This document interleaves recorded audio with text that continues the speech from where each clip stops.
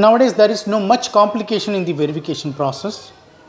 You know how they are doing the verification because you can recognize your background verification without approaching to your HR or without communicating to your background verification vendor.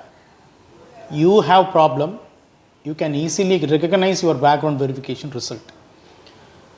Many of our followers approaching to me, even I have 1 day overlapping.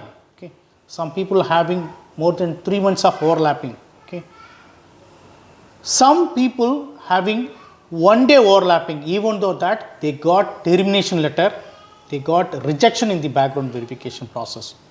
If you have 1 day or 2 days of overlapping, yes, definitely your background verification will be failed.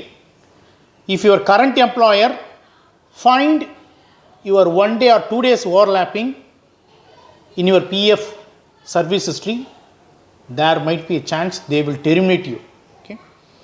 So how to handle this scenario? You cannot edit or you cannot delete the entry. Okay. So how to approach in alternative way, that I will suggest you. Okay. So for future organization, if you have 1 day or 2 days of overlapping, yes, this will create problem. Your background verification will be failed. To address that problem, there is an alternative way that I will educate to you. Okay. Once done your consulting fee, we will discuss further. Okay.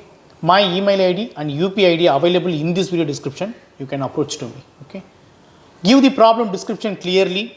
If possible, send the service history also. Thank you so much for watching this video. Have a wonderful day. Take care. Bye-bye.